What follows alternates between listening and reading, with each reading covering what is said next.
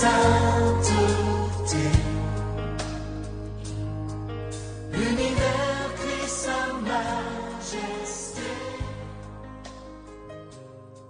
Chantons gloire et puissance. Vraiment, nous vous saluons dans le nom de notre Seigneur Jésus-Christ, partout où vous êtes. Nous vous rappelons maintenant que notre moment, notre semaine d'entrée en jeûne et prière, vraiment est arrivé. Un moment si attendu, vraiment avec foi et conviction que chacun de nous va se présenter devant la présence encore du Seigneur. Une fois de plus, il va prendre la décision encore de monter à la montagne du Seigneur. Notre thème, comme vous le savez, nous le tirons dans le passage de 1 Corinthiens, chapitre 16, le verset 9. Et la Bible nous dit que les portes nous sont grandement offertes. Mais vers la fin du passage, la Bible nous dit que nous avons un si grand nombre d'adversaires. Voilà pourquoi nous avions pris la décision de faire la prière de combat. Parce que nous avons des adversités, nous avons des problèmes, nous avons des frustrations, nous avions des menaces, nous avons des situations qui traînent, nous avions vraiment des maladies que l'hôpital ne parvient pas peut-être à traiter ou à comprendre son origine. Alors, cet accès libre que Dieu nous accorde d'avoir ses faveurs, mais l'ennemi ne veut pas, s'élève dans notre vie. Il veut à tout prix que nous puissions échouer. Il veut à tout prix que nous puissions mourir. Il veut à tout prix que les choses ne marchent pas selon le plan de Dieu. Donc, je t'invite mon frère, je t'invite ma soeur à participer à la prière. La prière, c'est un dialogue avec Dieu. La prière est la clé qui change de situation. La prière est le seul moyen que nous pouvons communier avec Dieu, parler avec Dieu. Et il nous dit dans sa parole dans Matthieu que si nous voulons prier, nous entrons dans notre maison, dans les secrets. Nous fermons les fenêtres et les portes. Nous prions dans les secrets. Lui, il va nous écouter et il va aussi nous exaucer. Lui qui nous écoute dans ce secret-là, il est présent. C'est pourquoi c'est le moment où nous devons nous isoler. C'est le moment où nous devons nous mettre à part. Et où nous devons aussi nous séparer. Nous séparer de quoi? Nous séparer de ce qui va nous empêcher de prier. De ce qui nous empêche de gêner. Parce qu'il y a des gens qui disent, ah, moi je ne peux pas gêner. En tout cas, moi je suis chrétien. Ça fait des années, je ne gêne jamais. Ça, ce sont des expériences que j'ai entendu des gens me dire. Il y en a qui ont fait 20 ans dans la foi, qui n'ont jamais gêné même une fois. 15 ans, 10 ans. Et c'est vraiment, vraiment étonnant. Mais la Bible nous dit quoi? La Bible nous dit que il y a certains démons qui ne partiront jamais que par la prière et les jeûnes. Donc nous sommes appelés à jeûner, à prier, à chercher la face de Dieu. Et ça, si nous lisons Matthieu 17, 21, nous allons trouver cela. Mais cette jeûne et prière, nous sommes appelés à nous séparer, comme j'ai dit. Avec quoi? Avec les péchés.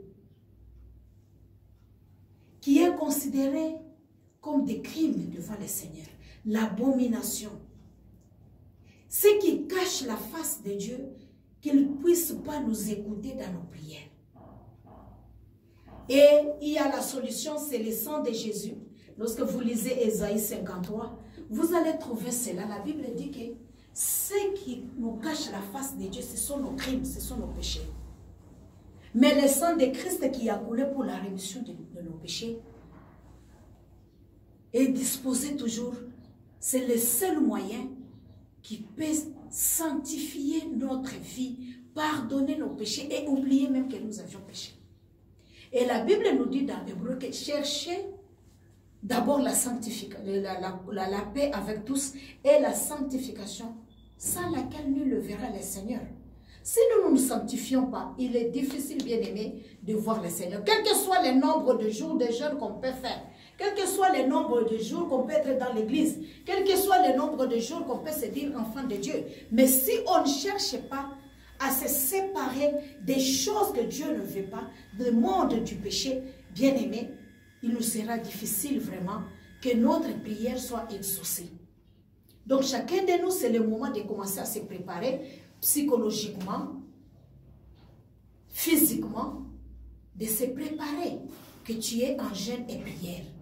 Et quand tu te prépares, tu commences d'abord par toi-même, regarder au-dedans de toi, enlever l'amertume, enlever les inquiétudes, croire que Dieu, il est le rémunérateur de ceux qui le cherchent, et puis de deux, vraiment avoir le pardon en toi-même, te pardonner d'abord et pardonner les autres. Bannir les inquiétudes, les soucis. Parce que Dieu nous dit de nous décharger de tout cela. Et lui-même, il en prendra soin. Donc nous vous invitons de vous séparer de toutes ces choses. Donc nous allons nous séparer pendant ce temps et d'avoir une bonne attitude, l'attitude de joie, l'attitude de réussir, l'attitude d'un enfant de Dieu victorieux. En dehors de cela, nous allons maintenant voir nos relations avec nos amis, nos relations avec nos frères et sœurs, nos relations dans nos familles, mari, femme, enfants, parents. Nous allons voir. La Bible dit que si tu veux donner ton offrande et que tu penses que tu as un problème avec quelqu'un, laisse d'abord ça, va d'abord arranger et puis tu viens maintenant donner. Donc tu veux entrer dans la prière, c'est bien. Mais ne te précipite pas. Regarde, si vraiment tout dépendait de toi, va te repentir. Mais si quelque chose te dépasse encore, tu as fait tout, tu as demandé pardon à la personne, mais la personne, ça ne dépend pas de toi, ce n'est pas ton problème. Laisse cette histoire qu'on recommande cela entre les mains de Dieu maintenant. Mais tu dois ôter l'amertume. Nous devons arriver à enlever les gens dans nos cœurs, les pardonner. Vous savez, nous ne sommes pas parfaits. Nous sommes des êtres humains. Mais cela ne nous donne pas l'accès de laisser ce que nous savons que nous avions fait du mal à X ou à Y, dire non, je ne vais pas voir la personne, moi je vais aller demander seulement pardon à Dieu. Non, non. Si tu as commis l'erreur à quelqu'un, une faute, c'est tout à fait normal d'apprendre le courage de voir la personne, de dire, ah ma soeur, mon frère, pardonne-moi. Mais même si la chose t'a tellement touché, t'a tellement fait du mal, expérimente avec Dieu. Viens dans la présence de Dieu. Dis-lui que papa, ça je ne peux pas. Aide-moi à enlever. Aide-moi à pardonner. Pour que ton cœur soit pur et pour que ta prière soit exaucée. Pour que tu y aies l'accès. Regarde comme nous venons de dire dans 1 Corinthiens 16, le verset 9. Les portes nous sont ouvertes. Mais qu'est-ce qui nous empêche? L'adversité. Mais cette adversité-là, vous allez vous rappeler que Job a passé aussi ces temps de difficultés. Mais quand il s'est présenté devant le Seigneur, et quand l'ennemi s'est présenté devant le Seigneur, parce qu'il est appelé l'accusateur de frères, qu'est-ce qu'il a dit? On lui a posé la question d'où il venait. Et il a accusé Job. Que s'il est intègre, c'est à cause Dieu le bénit, c'est à cause Dieu, il lui a donné beaucoup de choses, tu vois. Et Christ a dit aussi que l'ennemi vient vers moi, mais je n'ai rien de lui à moi. Il ne faudrait pas que l'ennemi qui va nous accuser là dans notre prière, que non, il ne faut pas exaucer la prière de X, Y. Voilà, il a quelque chose de moi au-dedans de lui. Donc nous devons nous repentir et nous séparer de tout ce qui va nous empêcher d'y prier. Donc bien aimé, nous avons dit que pendant ce temps, nous allons aussi méditer la parole de Dieu. Premièrement, nous avons nos méditations de chaque jour dans lecteur de la Bible que nous allons faire, et nous avons aussi les livres épîtres de 2 Pierre. Premier jour nous méditons premier chapitre, deuxième jour nous méditons deuxième chapitre, troisième jour nous méditons troisième chapitre. Et mettez les commentaires sur le WhatsApp du plateforme Fama. Parce que là, nous allons nous tous nous édifier les uns et les autres. Et je disais que pendant ces périodes de jeûne et prière, si vous êtes malade, ceux qui sont sous traitement, ceux qui allaitent, les femmes qui sont aussi enceintes, nous vous épargnons de ces jeûnes et prières.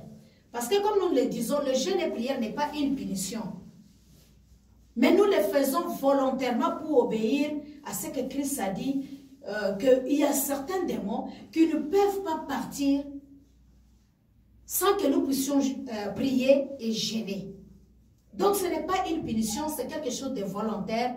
Et Dieu aussi, il n'est pas dit que Dieu va répondre à nos prières seulement si nous jeûnons. Non, non. La seule condition, c'est vivre une vie de sanctification. Garder la sanctification. Alors Dieu s'approchera toujours de nous. Donc vous pouvez prier à la maison, même si vous ne jeûnez pas, ensemble avec nous, vous pouvez prier et que Dieu va aussi écouter nos prières. Et vers minuit, je demanderai à tous ceux qui sont avec nous, tous ceux qui jeûnent, tous ceux qui veulent prier, à cette heure-là, nous allons prier encore ensemble. C'est une façon aussi que je voudrais soutenir vraiment le peuple de Dieu. Alors, si vous avez des commentaires, vous avez des sujets, tout ça, mettez et cliquez sur notre page. Nous allons mettre cela sur WhatsApp, sur YouTube. Nous allons mettre aussi sur notre Facebook de la page de l'église. Alors, vous allez cliquer, vous allez commenter et vous allez partager pour ceux-là qui ne sont pas là. Que Dieu vous bénisse.